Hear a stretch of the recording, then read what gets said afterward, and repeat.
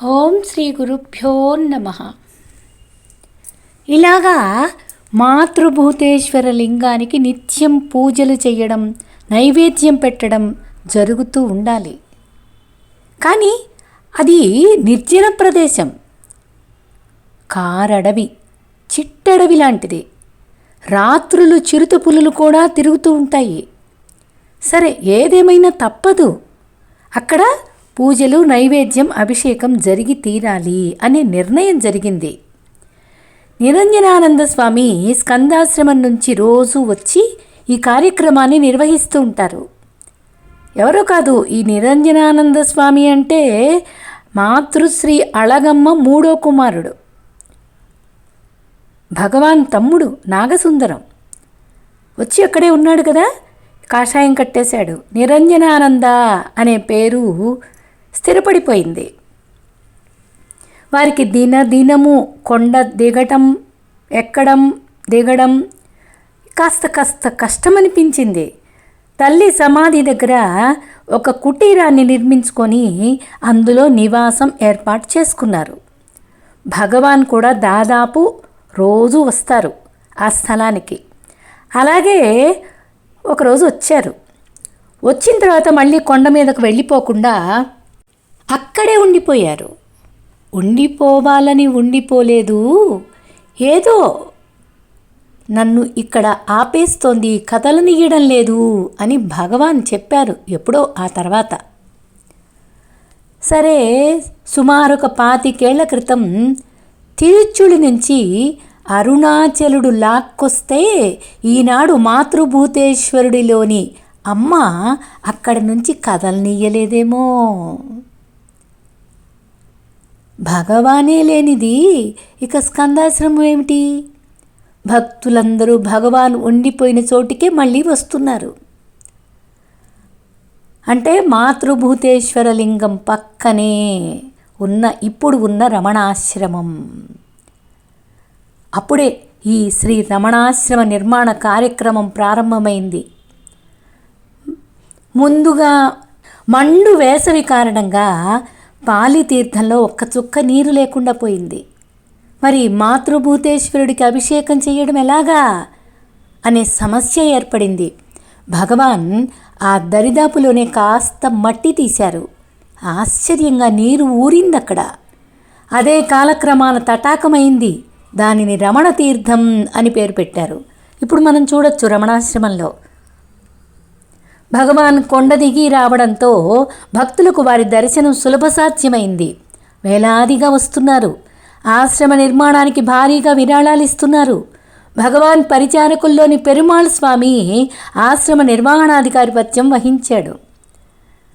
అయినా సరే, ఎక్కడ పట్టినా, ఏ కర్మ చేస్తున్నా నేను అనేది ముందుకొస్తుంది. ఈ శరీరమే నేను అనుకునేటటువంటి పెత్తనం చెలాయిస్తుంది. ఇతని పెత్తనం నచ్చలేదు అక్కడున్న వాళ్ళకి.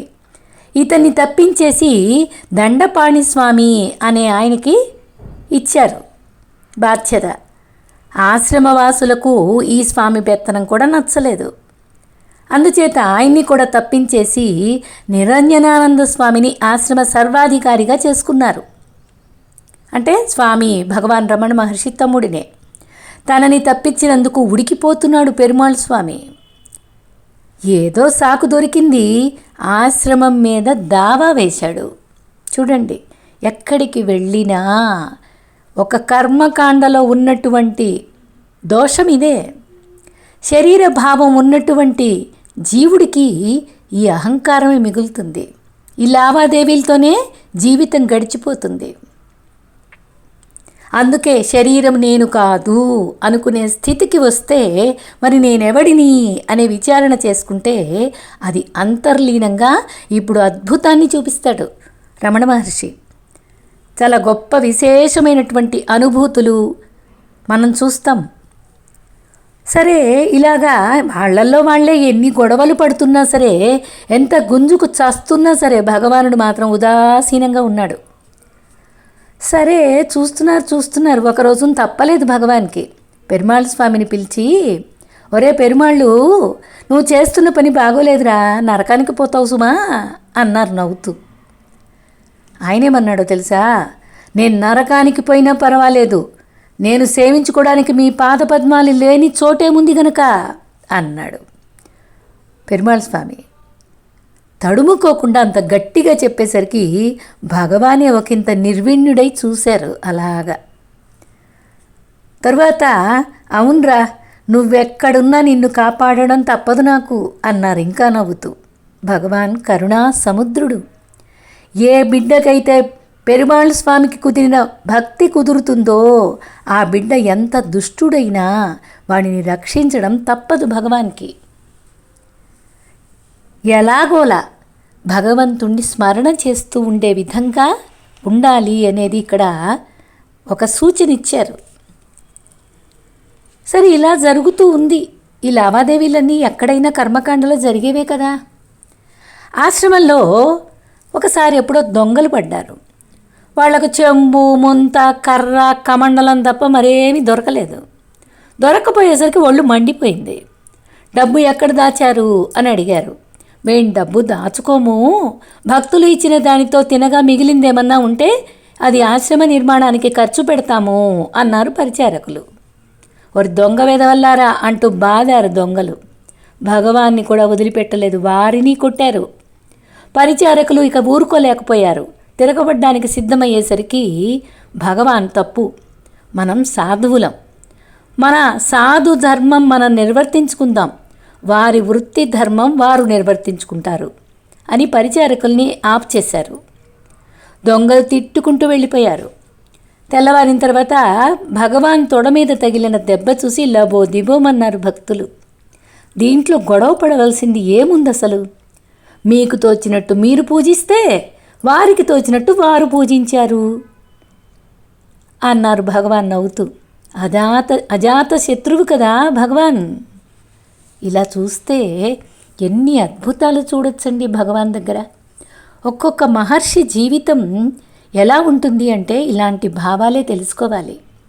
సహజంగా ఏవో సిద్ధులు, ఏవో భక్తులు చేసేటటువంటి అనుభవాలు మాత్రమే చెప్తూ ఉంటారు. కానీ ఇది రమణ భగవాన్ అనుభవం, రమణ మహర్షి అనుభవం. పక్కన భక్తులు చెప్పినటువంటి మాటలు కాదు, భగవానే సాక్షాత్తు చెప్పినటువంటి అనుభవాలు. ఇలా సాగుతూ ఉంది. ఒక సాధువు భగవాన్ దర్శనం చేసుకొని అక్కడెవరూ లేని సమయం చూసి వారు కూర్చునే పులి చర్మాన్ని అడిగారు. స్వామినే అడిగాడు, తీసుకోండి, కానీ ఎవరైనా చూసి అడ్డగించి దాన్ని లాక్కుంటే మాత్రం నేనేమీ చేయలేనబ్బా అని చెప్పేశారు నవ్వుతూ. సరే సరే, నేను ఎవరూ అడగకపోతే పర్వాలేదు, నేను తీసుకెళ్ళిపోతానని తీసుకున్నాడు. బయలుదేరాడు. గేటు దాటలేదు, ఒక పరిచారకుడు ఎదురై భగవాన్ కూర్చునే వ్యాఘ్రాజినాన్ని అడగొచ్చునా అని దాన్ని లాక్కున్నాడు. సాధు పుంగోడు బిక్కమొహం పెట్టి వెళ్ళిపోయాడు. భగవాన్ మొదటే తెలుసు భగవాన్కి ఏం జరుగుతుందో. వారికి తెలియందేముంటుంది చెప్పండి? భూత భవిష్యత్ వర్తమాన త్రికాలాలకి ఆవలివారు కదా వాళ్ళు. అదే నేను అని చెప్తూ ఉంటారు భగవాన్. ఇలాగా ఒక భక్తుడు వచ్చి భగవాన్ని, మీకు కలలు వస్తాయా అని అడిగాడు. నిద్రపోతే కదా కలలు రావటానికి అన్నారు భగవాన్. అయితే ఎప్పుడు మేల్కొని ఉంటారా అని అడిగాడు ఆ భక్తుడు. నిద్రపోయేవాళ్ళు కదా మేల్కొనేది అని జవాబు చెప్పారు. జాగ్ర స్వప్న సుషుప్త అవస్థలకు ఆవలిది బ్రాహ్మీ స్థితి, అదే జాగ్రత్త సుషుప్తి అంటారు. అంటే భగవాన్ ఎప్పుడూ ఉండేది ఈ స్థితిలోనే. మీరెప్పుడు నిద్రపోరని కదా అన్నారు, మీరు గుర్రు పెడుతూ ఉంటే నేను విన్నాను అన్నాడు. అప్పుడు అక్కడే ఉన్న ఒక ఆయన అన్నాడు, నిజమే, నేను విన్నా అన్నారు భగవాన్. వారు సాక్షి మాతృలుగా సమస్త భువనాల్లోని సకలాన్ని గమనిస్తూనే ఉండేటటువంటి స్థితి, అదే నా స్థితి. శరీరం నిద్రపోతుంటే నేను నిద్రపోతున్నాను అనుకోవటం నీ భ్రమ. ఇలా ఉంటుంది. అర్థం చేసుకునే వాళ్ళకి మాత్రమే ఈ సూక్ష్మతలు అర్థమవుతాయి. ఎంతో శ్రద్ధగా వినగలగాలి. మీ అందరికీ ఆధ్యాత్మిక ఆచరణ, ఆధ్యాత్మిక శ్రవణం చేస్తున్న వాళ్ళకైతేనే ఈ సూక్ష్మతలు అర్థమవుతాయి. అలాగే ఒక భక్తుడు భగవాన్ని ప్రార్థించాడు, మీరే తిరువన్నామలైలోనే ఉండిపోతే ఎలాగా, అందరూ ఇక్కడికి రాగలరా, ఆ సేతు హిమాచల పర్యంతం పర్యటించి మీ బోధలు వినిపించాలి అని అడిగాడు. భగవాన్ చెప్తున్నారు, నాకు చోటేది అన్నారు. పాపం ఆ అమాయకుడు ఈ మాటని అర్థం చేసుకోలేకపోయాడు. భగవాన్ చెప్పింది అర్థం కాక ప్రత్యేక ట్రైన్ ఏర్పాటు చేస్తాంలే అన్నాడు. భగవాన్ నవ్వి ఊరుకున్నారు. భగవాన్ శరీరాన్ని మించి చూడగలిగిన వారెందరుంటారు చెప్పండి? వారే అనంతుడై అనంతమంతా వ్యాపించి ఉండగా ఇక కదలడానికి చోటెక్కడా అని మహర్షి అభిప్రాయం. ఒక రోజున భగవాన్ శరీరం ఊగిపోతూ ఉంది. ఒక భక్తుడు చూసి, ఏమిటి భగవాన్ అని అడిగాడు ఆర్తితోటి. అంటే శరీరానికి ఏమైనా బాధగా ఉందా అన్నట్లు అడిగాడు. ఒక పూరి గుడిసెలో మదపు టేనుగుని కట్టిపారేస్తే ఎలా ఉంటుంది అని ప్రశ్నించారు భగవాన్. తెలివైన ఆ భక్తుడు అర్థం చేసుకున్నాడు, భగవాన్ పరిమిత దేహంలో అపరిమితమైన ఆత్మ నిండి వెలుగుతోందని వారికి పాదాభివందనం చేసి కృతార్థుడయ్యాడు. ఇలా అర్థం చేసుకోగలగాలి. దేహం వరకే చూస్తే అర్థం కాదు. అంతర్ముఖుడై తన భావాన్ని అర్థం చేసుకునే ప్రయత్నం చేయగలిగిన సూక్ష్మ బుద్ధి కావాలి. భగవాన్ కీళ్ల నొప్పులతో బాధపడుతున్న రోజులవి. పరిచారకులు ఏదో పసరులతోటి తయారు చేసిన నూనెను మర్దన చేస్తున్నారు. అది చూసిన వెంకట్రామయ్య గారు అనే రిటైర్డ్ డిస్ట్రిక్ట్ సబ్ జడ్జి తను కూడా వారికి సేవ చేస్తానన్నాడు. ఎందుకు అని అడిగారు భగవాన్. మీకు సేవ చేస్తే పుణ్యం వస్తుందని అన్నారు ఆయన.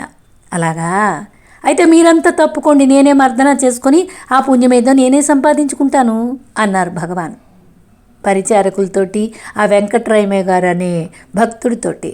చూడండి, అంటే శరీరం వేరు నేను వేరు అనేదాన్ని ఎంత విడదీసి ఆయన శరీరాన్ని ఆయన నేనే సేవ చేసుకుంటా, మీకు వచ్చే పుణ్యం నాకు వస్తుంది అని చెప్తున్నారు. అలాగే ఇంకో భక్తుడు ఉబ్బసంతో బాధపడుతున్నటువంటి వాడు భగవాన్ దగ్గరికి వచ్చి కరుణించాలి, నేను ఈ బాధ పడలేకుండా ఉన్నాను అని ప్రార్థించాడు. మీ బాధ చెప్పుకోవడానికి ఒక స్వామి ఉన్నాడు ఇక్కడ, మరి నా బాధలు చెప్పుకోవడానికి ఎవడు కనపడడం లేదు, ఏం చేస్తాం, ప్రారబ్ధాన్ని అనుభవించవలసిందే అన్నారు భగవాన్. నేను అనాథుడను గాను, నీవనాథుడవు అని ఎప్పుడు చెప్పారు త్యాగరాజస్వామి. గుర్తు చేసుకోండి, ఆయన కీర్తనల్లో రామచంద్రుడిని ఉద్దేశిస్తూ పాడుకుంటాడు కదా. అంటే ఇక్కడ మనకి అర్థమైంది అనుకుంటా అందరికీ. నీకు ఈ శరీరం ఉంది, ఇది ఒక మహర్షి అనేది వచ్చి నువ్వు చెప్పుకుంటున్నావు. మరి ఈ నేను అనేదాన్ని నేనుగా ఉండడానికి ఎన్ని ఆటంకాలుగా ఎదురవుతున్నాయో మరి నేనెవరికి చెప్పుకోవాలి? మొత్తం నేనే అయి ఉన్నాను, మరి నేనెవరికి చెప్పుకోవాలి అనేటటువంటి సూక్ష్మ భావన అందించారు ఇక్కడ. ఒక కుటుంబం వారంతా భగవన్ భక్తులే. అందులో ఒక నాస్తికుడు ఉన్నాడు. వాళ్ళంతా ఆశ్రమానికి వచ్చారు. నాస్తికుడు కూడా భగవాన్ దర్శనం చేసుకునేవాడే, కానీ నమస్కారం మాత్రం చెయ్యడు. 4 రోజులు ఉన్న తర్వాత తన వాళ్ళతో ఇక మన ఊరు పోదాం రండి అన్నాడు. వాళ్ళు ఇంకా కొన్నాళ్ళు ఉంటామన్నారు. మీకు ఉండాలనుకుంటే ఉండండి, నేను మాత్రం వెళ్ళిపోతా అన్నాడు. సరే వెళ్ళక తప్పదంటే భగవాన్ దగ్గర సెలవు తీసుకొని మరీ వెళ్ళు అని చెప్పారు వాళ్ళు. భగవాన్ సెలవు మంజూరు చేస్తే కానీ నేను వెళ్ళకూడదా అని లోపలే గొణుక్కుంటూ వారితో వెళుతున్నానని చెప్పినంత మాత్రాన వచ్చే నష్టమే ఉందిలే అని మనసులో అనుకుని సరిపుచ్చుకొని మనసుని భగవాన్ దగ్గరికి వెళ్ళి నేను మా ఊరు వెళ్తున్నాను అన్నాడు. భగవాన్ అతనికేసి క్షణం చూసి మంచిది వెళ్ళిరా అన్నారు భగవాన్. అన్నట్టే వెళ్ళి వచ్చాడు. ఎక్కడికి వెళ్ళొచ్చాడు? రైలు స్టేషన్ దాకా వెళ్ళొచ్చాడు. రాకేం చేస్తాడు, రైలు దాటిపోయింది. మరునాడు, ఆ తరువాత రోజు ఇలా 10 రోజుల పాటు ప్రయత్నం చేస్తూనే ఉన్నాడు వెళ్ళాలని, కానీ వెళ్ళలేకపోతున్నాడు. ఏ రోజు కారేసే ఏదో ఒక అడ్డంకి, ప్రాణం బిసిగిపోయింది నాస్తికుడికి. ఇదంతా భగవాన్ గాడి పనే అని ఇంకా ఏదో తిట్టుకుంటూ భగవాన్ దగ్గరికి వచ్చాడు. అదే సమయంలో భగవాన్ ఎవరితోనూ చెప్తున్నారు. ఈ సూక్ష్మతని బాగా అర్థం చేసుకుందాం. ఎవరినైనా మీరు తిడితే వారు మిమ్మల్ని తిట్టచ్చు, కొట్టచ్చు కూడా. భగవంతుడిని తిడితే పర్వాలేదు, తిరిగి కొట్టడం మాట అటుంచి దూషణ భూషణ తిరస్కారాలు దేనితోనైనా సరే తలచుకుంటే చాలు, భగవంతుడు సంతోషిస్తాడు అన్నారు. అంటే ఇప్పుడు ఈ నాస్తికుడని ఆయన రమణ భగవాన్నే తలుస్తున్నాడు, రమణ భగవాన్నే చూస్తున్నాడు. రమణ భగవాన్ చేసిన పన్నాగమే ఈ ఆటంకాలన్నీ అని ప్రతి నిమిషం రమణ భగవాన్నే తలుచుకుంటూ ఉన్నాడు. అది విన్నాడో లేదో ఆ నాస్తికుడు ఆ క్షణంలోనే మారిపోయాడు. భగవాన్ని అంతర్యామిగా గుర్తించాడు. వారి పాదాల మీద పడ్డాడు, శరణాగతి చేశాడు, భక్తుడయ్యాడు. ఇలా ఉంటుంది భగవాన్ లీలలు. ఇంకా అద్భుతాలని చూద్దాం, ఇంకా మహర్షి ఆశీర్వాదాన్ని పొందుదాం. అనేక భక్తుల ఆదరణని ఎలాగా స్వీకరించారు భగవాన్ అనేది ఇంకా ఇంకా అద్భుతాల్ని చూస్తూ వింటూ శ్రద్ధగా శరణాగతి చేద్దాం. ఓం తత్సత్.